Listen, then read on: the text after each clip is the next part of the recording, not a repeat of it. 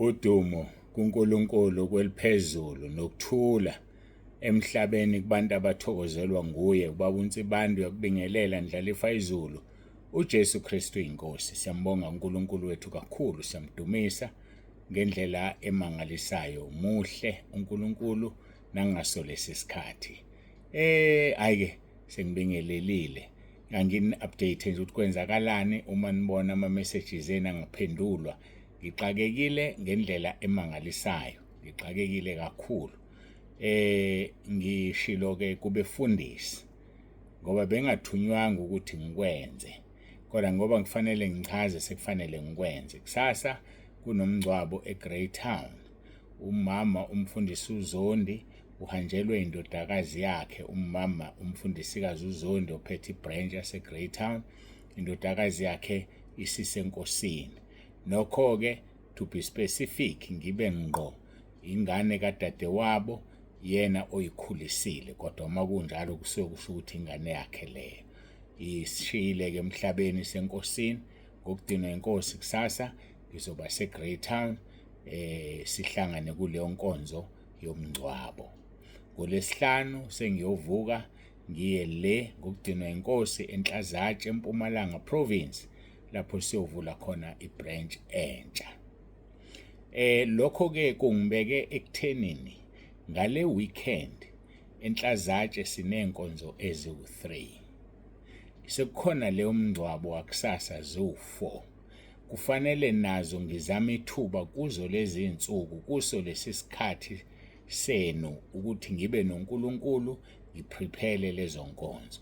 Lokho kwenza ukuthi ke ama messages enu acompromiseka WhatsApp angikwazi ukuthinta. Lokhu kusemqoka kakhulu ukulungiselela inkonzo yomngcwabo kusasa, ukulungiselela inkonzo ezintathu ngempela sonto, kanti ngoLesihlanu sobe sisemgwaqeni inde indlela eya eMpumalanga. So ke lokho kwenza ukuthi nje akekho umuntu ophendulwayo. Njengoba kungaphendulwa umuntu ke ngingenzi lutho ngoWhatsApp nama kukho engizokwenza. Ngakho ke wena lindela nje ukuthi impendulo yakho uyoyithola ngesonto elizayo. Inhlanhla ama uyithole this week uyoyithola ngesonto elizayo. Impendulo yami imessage yakho oyithumele kusukela Monday ngoba ngisele emuva ngendlela emangalisayo. Ngoba emini kufanele ngiattend ama appointments abantu bayafona, kufanele ngikhulume nabo ngesikhathi engithi ngisiallocate uWhatsApp. Kufuneka ngihlale nenkosi ngoba sengane nganichazela ukuthi uyakhuluma nami angitshela athi bhala leli verse, yenza nje uzothi uma uqeda ukukhuluma lokhu ukhulume lokhu. So ke phela ngithi uthisha akehli enyuka epulpit bangumsindo. Uthisha uyazotha akhulume lento ayinikeziwe, abheke ama notes akhe ukuthi uNkulunkulu uthe ubothi uthi. So ke lokho ke inkonzo eziwu4 ke akuyona into encane. Kuthatha ke zonke lezi insuku ezisele. Yabona benginensuku ezintathu inkonzo ziwu4 kunabantu abafonayo. So uWhatsApp ucompromisekile kakhulu. So ke ngeke nginivimbe ukuthi bhalani, noma ungabhala noma ungayeka, kodwa uyozuphendulwe ngesonto elizayo.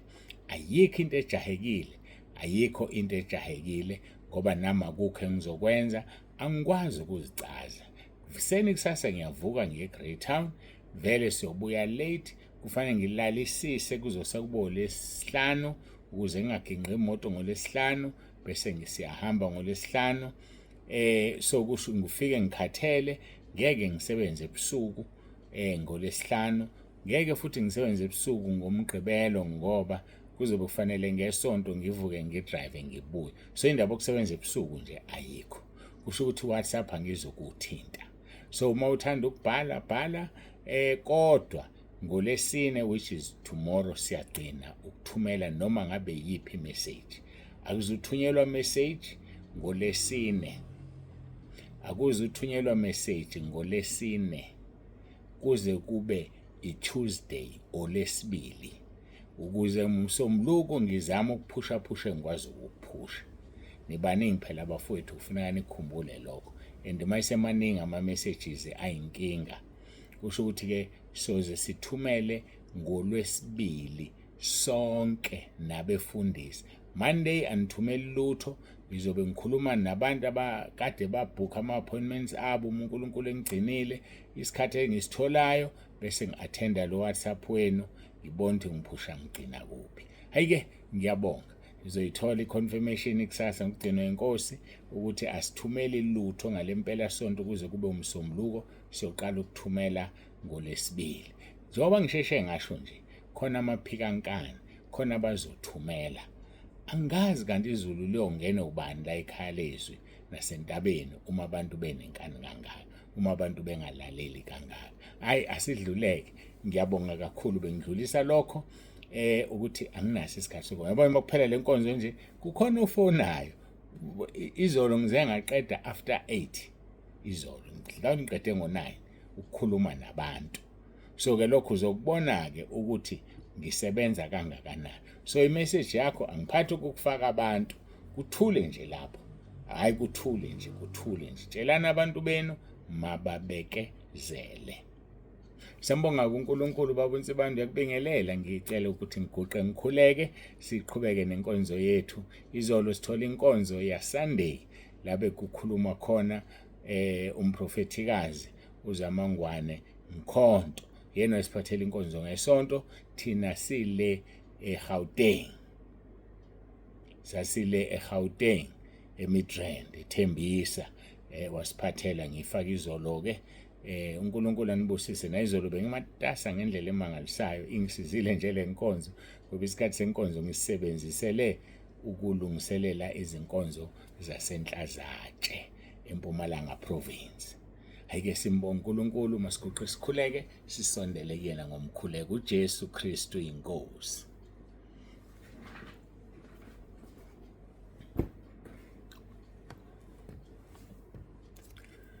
Babolungileyo, babongcwele, uNkulunkulu nomusa, siyathoba phambi kobuso bakho, siyakubonga ngakho konke osenzele khona, siyakudumisa. Akekho uNkulunkulu ofana nawe, akekho uNkulunkulu njengawe. Udumo lonke silinikeza wena, lukufanele lungolwakho. Ngenelela-ke Nkosi, ubonakalisa amandla akho nakule nkonzo, ukhazimulisa igama lakho. Sinikele ukuphila kwethu kuwe. Ngiyacela ngegama elinamandla lenkosi yethu uJesu Kristu ophilayo. uJesu Kristu inkosi. uJesu Kristu inkosi. uJesu Kristu inkosi. Amen.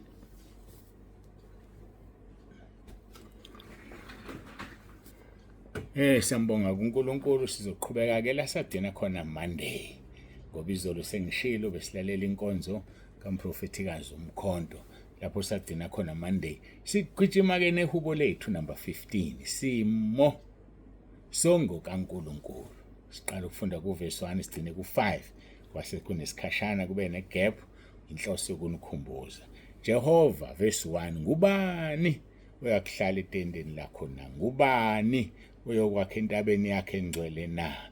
Yilowo ohamba ngobuqotho nowenza ukulunga, okhuluma iqiniso enhlizweni yakhe, ongahlebi ngolimi lwakhe, ongamoni umngani wakhe nongamhlazi umakhelwane wakhe, obuka onengekayo ngokuzakumenyanya kepha ebazisa abamesabayo uNkulunkulu, ofunga ngokuzakumlimaza nokho angalaphuli izwi lakhe, ongatsheleki umuntu imali yakhe ukuba izale, nongamukeli umvuzo ngongenacala, owenza lokhu akayukuzanyazanyiswa naphakade. uJesu Kristu inkosi.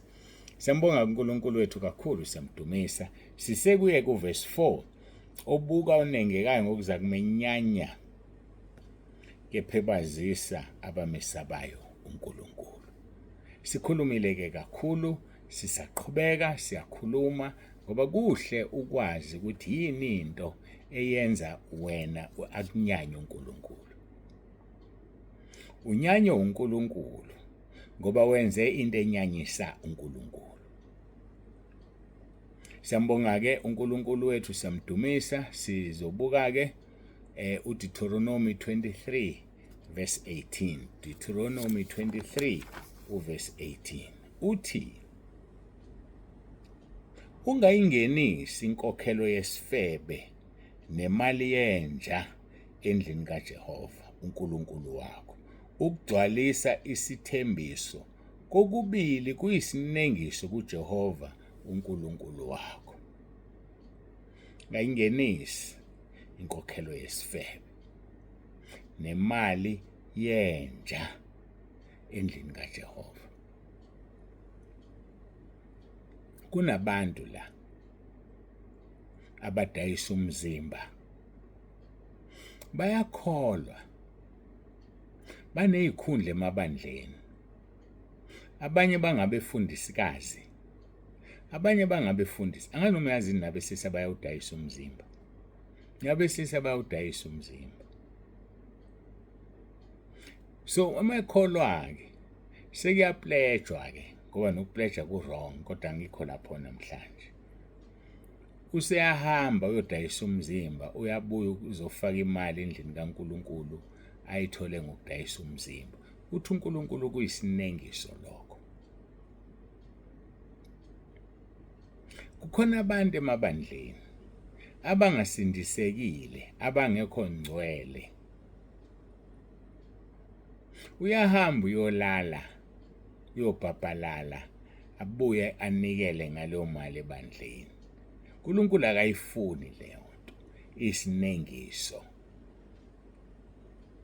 Ngizoyicacisa-ke ngoba iyabadida abantu abaningi.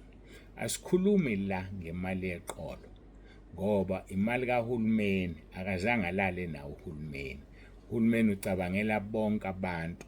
So angikhulumi ngemali yesibonelelo sey'ngane, ngikhuluma ngemali yobulala, imali yobufebe. Uma-ke wena ususindisiwe, siwafuthethelela isono, ungasathandani nobaba wengane, bese ubaba wengane akunikeze imali, whether uyinika wena ngqo noma uyikhokha inkantolo noma uyikhokha kanjani, leyo mali akuseyona imali yesifebe, ngoba phela awufebile, wawufebile wathola umntwana wondla ingane yakhe. Angazi noma uthola nomahluko, ususindisiwe. Kodwa uma ukuthi nisajola, ngayithathi leyo mali yakhe uyilethe la ebandleni. Ayilethwa nje leyo mali, isinengiso kuNkulunkulu. Kodwa uma usuzivumela isono wahlukana naso ezondlela ingane yakhe, ubona wena uthanda ukuthi on behalf of ingane ufuna ukuyikhiphela okweshumi, noma ingane ufuna ukuyinikelela ngoba phela imali yengane le, akukho izwini okumelana nalokho ukuthi ungakwenzi, ngoba uvele ukhipha okweshumi nokunikela kuyambiyela umuntu. Uyibiyelela ingane yakho ngemnikelo yengane yayo. Asisekho ekuthenini uyisifebe ngoba usono ususindisiwe, wahlanzwa ngegazi likaJesu. Lo usezondlela ingane yakhe, anishelana, nithandani, nihlukene nje, nihlanganiswe ingane.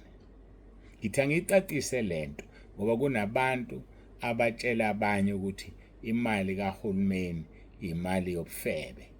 Ufebe nohulumeni wena ufebe nohulumeni wena. Iphutha leli likhulu. Okurong ukuthi uholele izingane ezingekho, hambe uyobhalisa izingane ezingekho, isono leso. Uphinde kuleyo mali usuzokunikela ngayo, isono leso. Ungakwenzi. Ngethemba iyacaca. Lithi ungayingenisi inkokhelo yesifebe nemali yenja. Inja kushoni makuthiwa nemali yenja. Inja imele ukuphinga, is a symbol of ukuphinga, adultery.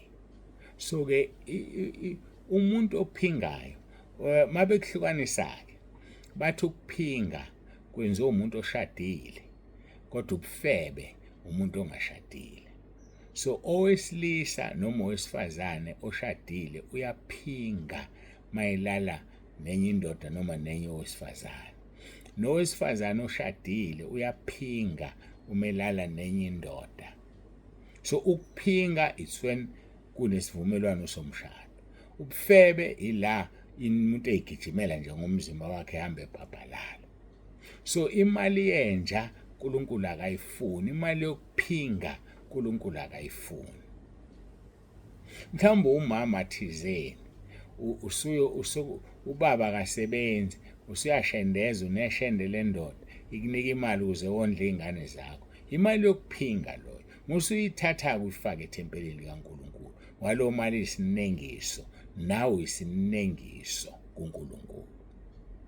Ungayingenisi inkokhelo yesifebe nemali yenja endlini kaJehova uNkulunkulu wakho ukugcwalisa isethembiso. Yezwa mhlawumbe unesethembiso noma upledgile noma yini usebenzisa imali enjalo uzogcwalisa isethembiso. uNkulunkulu akayifuni leyo nto. Uthi-ke kokubili kuyisinengiso kuJehova uNkulunkulu wakho. Ngethemba ezwakala-ke manje yacaca. Verse 19 asidlule ngamabomu kuyena. Awuyikutsheleka umfowenu ngenzalo. Inzalo yemali, nenzalo yokudla, nenzalo yento etshelekwa ngenzalo.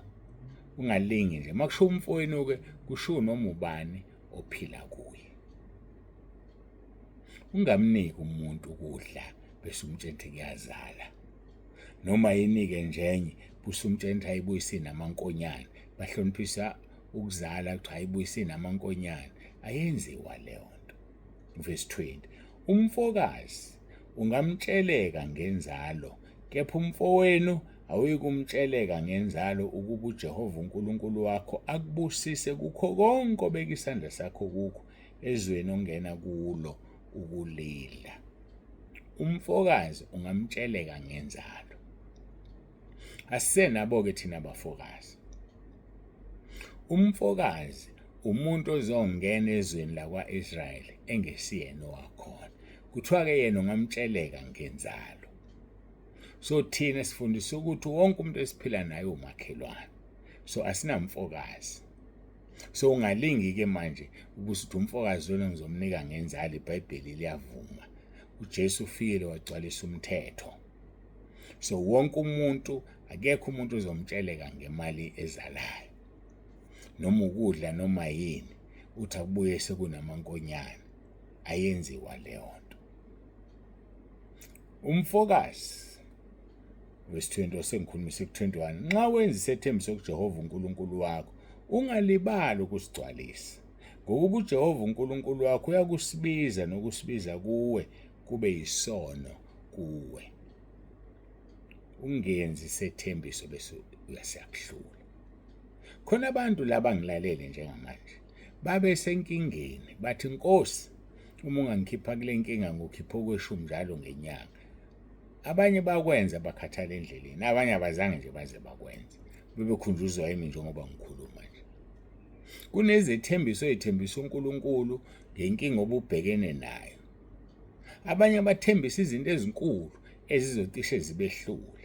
Sizoyikhuluma kahle le nto masifika kuverse 5 mangaphazami wale text lethu isimo songo kaNkulunkulu. Uthi no verse 5, ongatsheleki umuntu imali yakhe ukubizale nongamukela umvuzo hayi sikuyi verse 4 sikhuluma khona ukuthi ofunga ngokuza kumlimaza nokho angalaphula izwi lakhe. Okay, uyi verse 4. Asikakafiki lapho. Sisakhuluma ngobuko onengekayo ngokuza kumenyanya kepha ebazisa abamesabayo uNkulunkulu.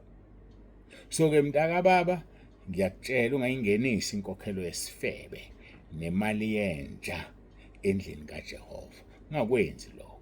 Uzilandela isiqalekiso, uzilandela isinengiso. Futhi ungathembisi bese ungafezi. Ungathembisi bese ungafezi. Abanye la bathi bomsebenzela uNkulunkulu. Maka ungenzela ukuthi inkosi ngokusebenzela. Bayamsebenzela. Ngiyabuza, uyamsebenzela yena uNkulunkulu? Ngeke wamthembisa nje. Uyamsebenzela yini? Uhlulwa na ukuletha abantu ekhaya lezo. Uhlulwa na ukufakaza. Usaba ngisho ukufakaza ngoJesu eTexini. Usaba ngisho ukufakaza ngoJesu esiteshini. Thenga ispeaker phone, umemeze, khulume ngoJesu wathi uyomsebenzela. Uzongena kanjani ezulwini isethembiso sakho ngasigcwalisile? Uzongena kanjani? Leyo nto isinengiso kuNkulunkulu. uNkulunkulu akayifuni. Uthi nxa wenza isethembiso kuJehova, verse 21, Deuteronomy 23. Nxa wenza isethembiso kuJehova uNkulunkulu wakho, ungalibali ukusigcwalisa. Ngokuba uJehova uNkulunkulu wakho uyakusibiza nokusibiza kuwe kube yisono kuwe. uyasibiza uNkulunkulu isethembiso. Uyosibiza-ke ngalolu suku bese kuba isono kuwe. Hayi, ngizoyibamba la. So kusasa asizukuba nayo inkonzo, sizothola inkonzo yomngcwabo. Inkonzo sisoze siyithole ngoLwesihlanu sisendleleni esizonikeza yona. Ngisho kule ngosi-ke yaphakathi nensuku. Bese ngokugqibela ngokudinwa inkosi uthola inkonzo ezimbili zasenhlazatshe. Bese kuthi ngesonto sithola inkonzo ekuseni enhlazatshe yaSunday. uNkulunkulu-ke esigcinile wasiphatha kahle, inetwork ivuma. Nozithola zonke zasenhlazatshe zi-live. Kodwa uma kuthi indawo engena network, download, so ngokwenza ama-video, iwa-upload kulabo baka-YouTube, abakwa-WhatsApp, bozithola bona ngendlela ejwayelekile nje. Kodwa ngithi sesingena ku-live uma sihambile sikwenzile eGauteng kwaLunga, noma kube namahiqihiqi laphaya nalaphaya, siyamkhola uNkulunkulu uzosisiza. Hayi-ke Baba uNsibande, uyabonga, usiyavalelisa, uthi masigoqe sikhuleke.